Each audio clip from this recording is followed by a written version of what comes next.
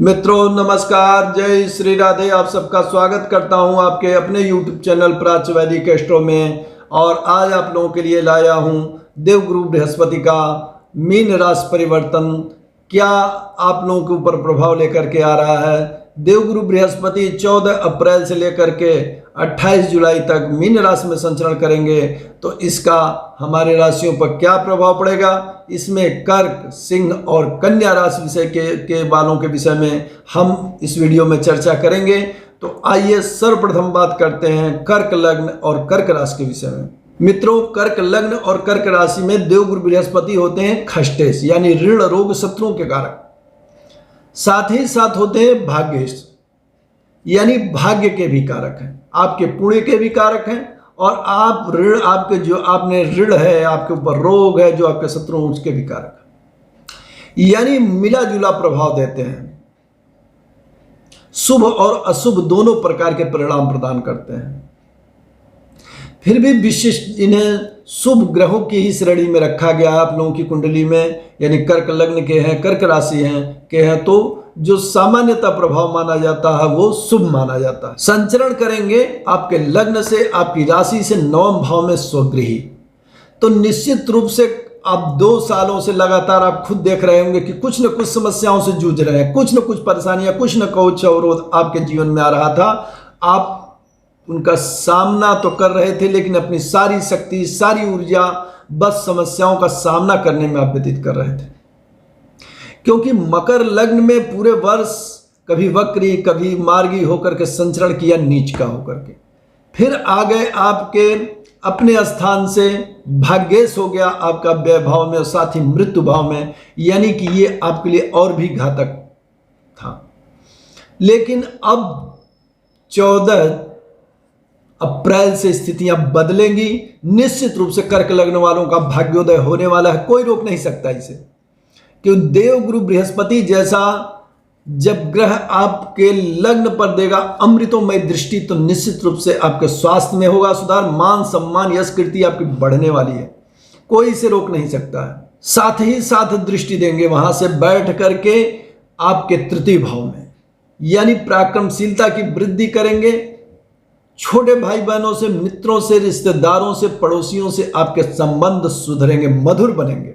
साथ ही उनकी नवम दृष्टि पड़ेगी आपके पंचम भाव में, प्रेम संबंध प्रगाढ़ होंगे, पुत्र पुत्रियों से रिलेशन संबंध मधुर बनेंगे, आपकी लोकप्रियता बढ़ने वाली है, आपके जीवन में बदलाव आने वाले हैं। भाग्य अब आपके साथ है।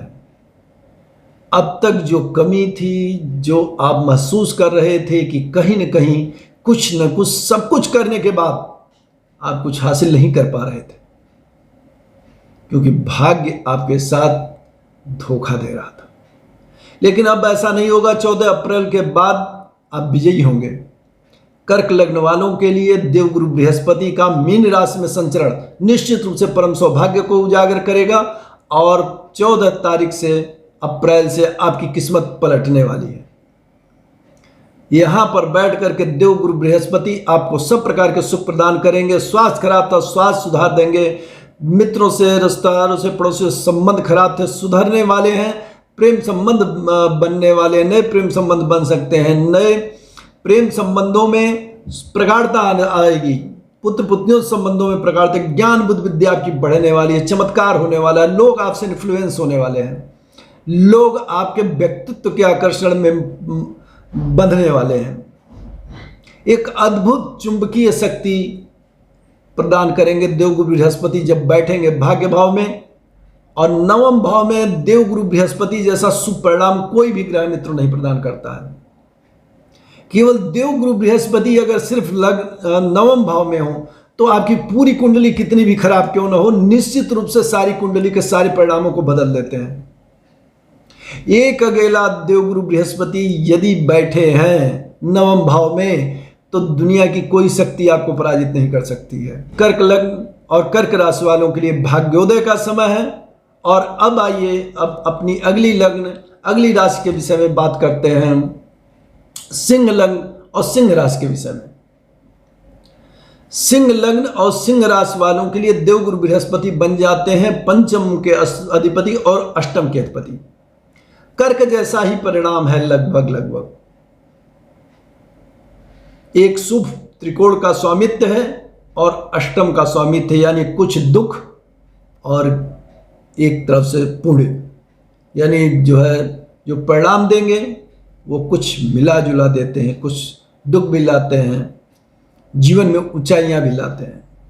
लेकिन जो संचरण होगा वो होगा आपके आयु भाव में।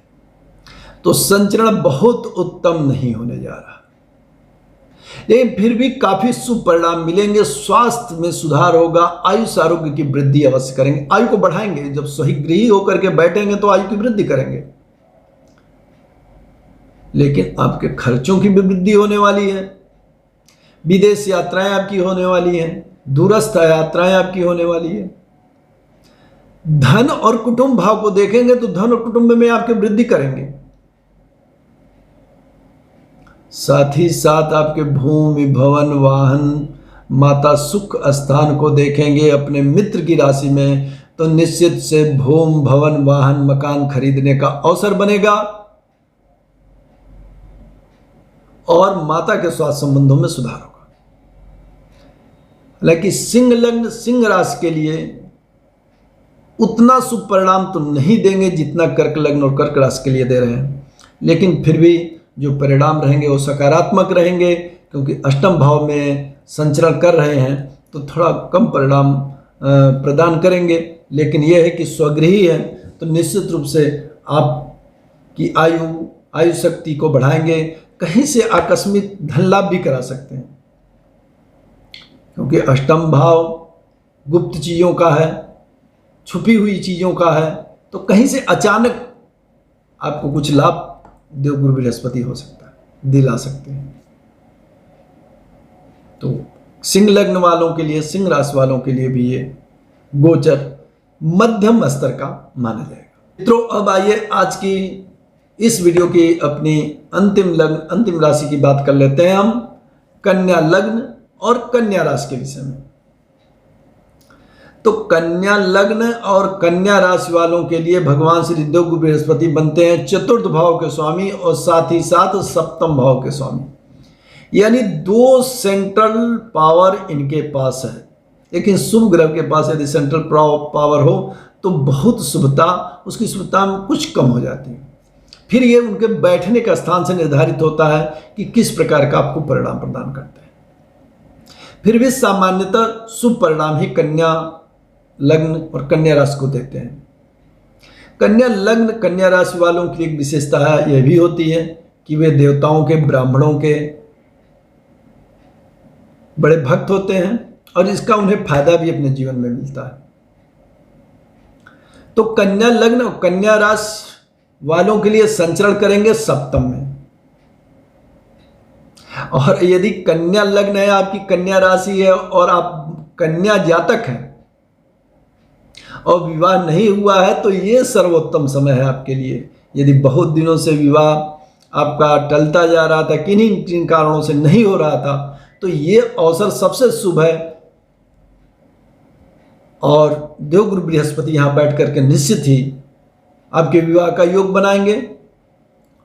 और सब प्रकार से आपके रोजगार में, यदि आप रोजगार कर रहे हैं कोई या कोई पार्टनरशिप का व्यवसाय कर रहे हैं, तो निश्चित रूप से वहां तरक्की देने वाले हैं। जीवन साथी से संबंधों में प्रगाढ़ता, मधुरता लाने वाले हैं। आपके लिए भूमि भवन वाहन खरीदने का अवसर आ सकता है। और पंचम दृष्टि देंगे लाभ भाव में, तो लाभ भाव में जो पंचम दृष्टि है, इससे आपके लाभ में वृद्धि होने वाली, मनोकामनाएं आपकी पूर्ण होने वाली, जो चाहेंगे वो हासिल होगा। लाभ में उच्चतम दृष्टि, धन का भंडार आएगा, मनोकामनाओं की पूर्ति होगी। लग्न पर मित्रवत दृष्टि दे रहे हैं तो निश्चित रूप से लग्न पर देखेंगे तो मान सम्मान यश कीर्ति की वृद्धि, स्वास्थ्य में सुधार और यश कीर्ति की वृद्धि होने वाली है। साथ ही साथ नवम दृष्टि तृतीय भाव में दे रहे हैं तो छोटे भाई बहनों से संबंध मधुर बनेंगे, मित्रों से, रिश्तेदारों से, पड़ोसियों से आपके संबंध मधुर होंगे। यानी मीन लग्न के हैं, मीन राशि के हैं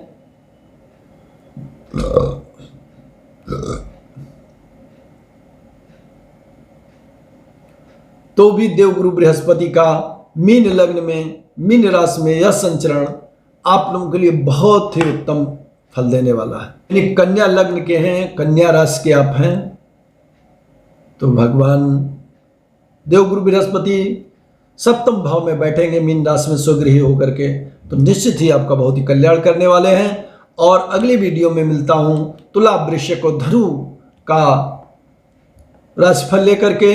तब तक के लिए दीजिए मुझे आज्ञा। नमस्कार, जय श्री राधे।